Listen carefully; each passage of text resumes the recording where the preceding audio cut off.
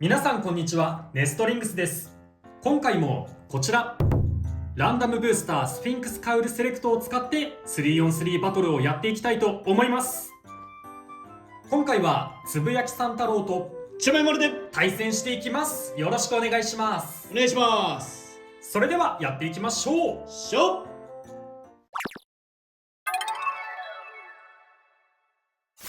シュートポジションを決めるじゃんけんをしていきます。最初はグー、じゃんけんぽい。左、お互いのファーストデイ、せーの。じゃん。ドランソード 960GN、 ライノホーン 560GN。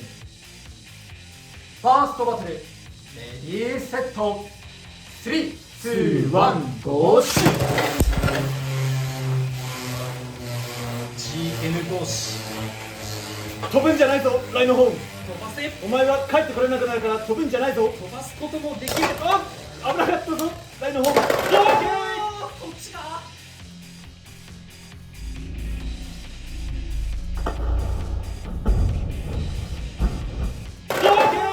こっちか。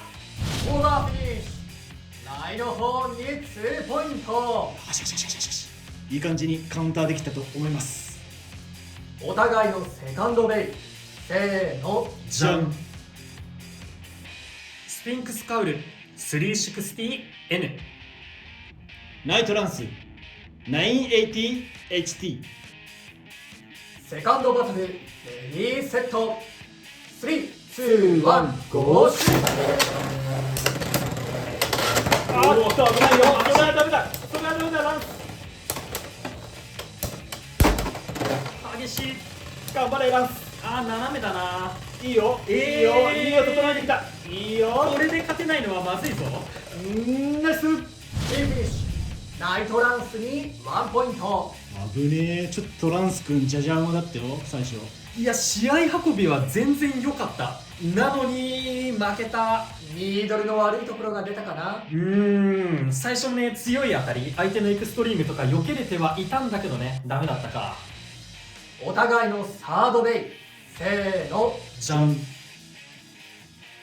レオンクロー 980HN、 スフィンクスカウル 580R。 サードバトル、レディーセット、3、2、1、ゴーシュ。危ないぞ。足引き飛んでいる。どうだ。ふらついてはいるが、上から頑張れ、攻撃して。頑張れ、いいぞ。ナイス。ダメか。フィニッシュ。スフィンクスカウルに1ポイント。ということで、この 3on3 バトルの勝者は、トメマル。やったぜー。ということで 3on3 バトルが終わりましたが、いかがだったでしょうか。いやー、1回も勝てなかったな。悔しい。でも今回あれだよね、つぶやきさんはビットがさ、そうそうそう、気づいた。気づいた。今回ね、この3機 GN、N、HN でこのニードル3兄弟を使って戦っていったんだけどね、ちょっとうまくいかなかったな。説明してもいいかな。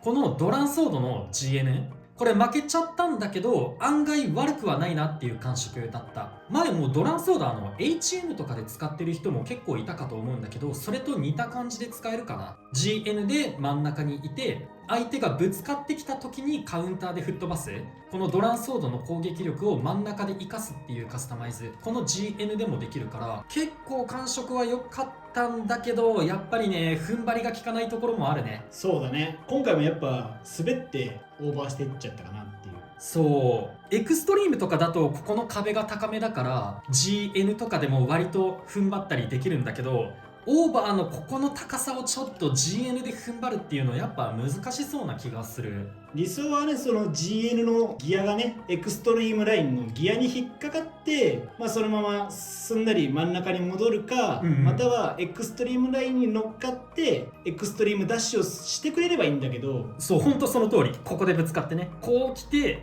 ここでこう動いてほしいところをこう来てこのままこっち行っちゃうんだよね。そうなんだよね。そう、そこがちょっと惜しいなって感じた。ただ感触はあんまり悪くなくって、今回相手がライノホーンだったこともあり、お互いに攻撃力があるからね、そこでちょっと強い衝撃を耐えられなかったかなっていう感じ。2機目はスフィンクスカウルにニードル。最初俺がノミズと戦った時にスフィンクスカウルにあんまりスタミナ系は合わないかもなみたいな話はしてたんだけど、ちょっと今回ニードルで使ってみて、でも使ってみた結果やっぱりスタミナ系は合わないなって再確認した。やっぱね、お互いにね真ん中でちょこちょこぶつかり合ってスタミナ合戦になった時に、こっちの方がスタミナの減りが早い。すぐにね回転力が落ちちゃって、ちょっとこれでスピン勝負でスピン勝ちするの難しいかなって感じた。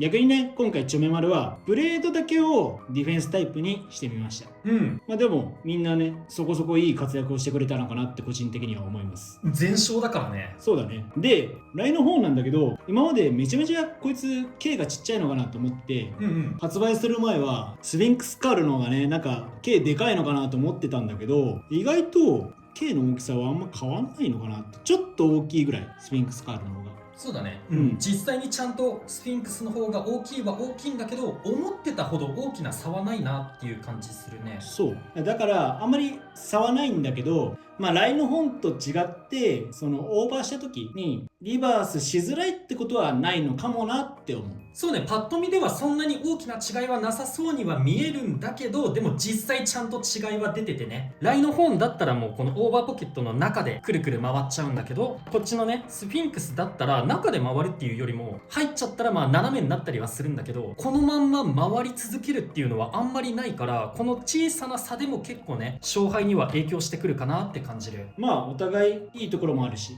悪いところもあるから。そうだね、ゴツゴツがたくさんあるっていう似てる点があるね、この2機は。ディフェンスタイプなんだよね、これ2つとも。まあねディフェンスで勝ったというよりはオーバーで勝ってるからなんかアタック面が目立つね。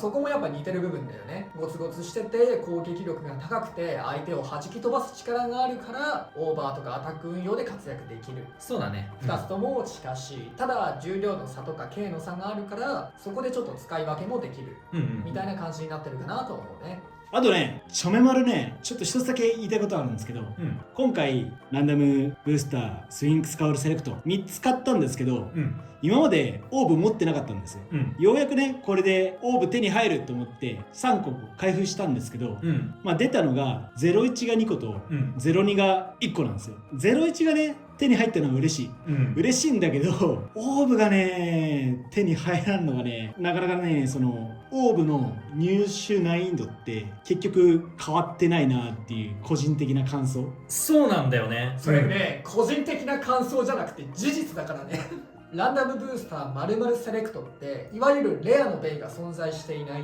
全てが同じ封入率のランダムブースターなんだけど、そのね3分の1にオーブが入ってるってことで結局入手確率は全く変わってない。だから依然として入手しづらいままなんだよねっていう感じだから、オーブが欲しかった人にとってはこういうのじゃなくてもうちょっと確定で手に入るところとかそういう場所で再録してくれよなってのが本音だと思うね。そうね、やっぱね、その01はさフルセットじゃん。3種とも3パーツとも新パーツってね。だから02にラチェットの新パーツ、03にビットの新パーツってやってくれた方がまだ個人的には優しいのかなっていう。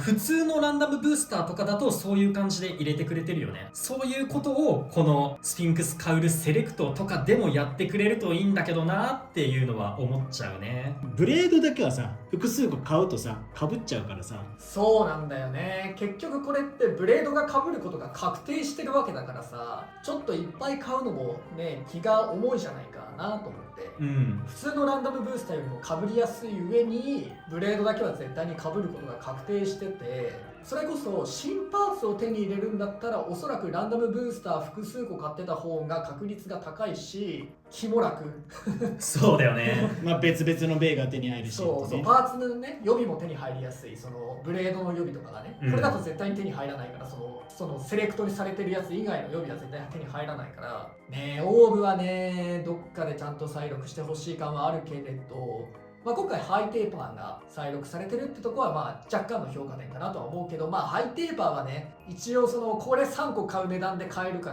ら、そうだね。そうだね。なんだったらチェーンもついてくるし。そう3個買ってハイテーパー手に入らない確率もあるわけだから新パーツとオーブが欲しいっていうのはあるけれどもうちょっとオーブはね手に入りやすい風にしてほしかったし980とか GN みたいな新パーツもねもうちょっと入手しやすいような環境にしてくれると、特にやっぱ対戦環境というか対戦の場も盛り上がっていますしそういう風にしてくれた方が嬉しいってのは紛れもない正直な言葉かなと思います。バイパーテイルでオーブ手に入らなかった人もね、そのまんまバイパーテイル買い続けるよりかは、このスフィンクスカウルで手に入る可能性もあるっていうところはいいかなって思います。皆さんもランダムブースタースフィンクスカウルセレクトを買って遊んでみてください。というわけで、この動画が良かったら、グッドボタンとチャンネル登録をよろしくお願いいたします。それでは次の動画でまた会いましょう。バイバーイ。バイバーイ。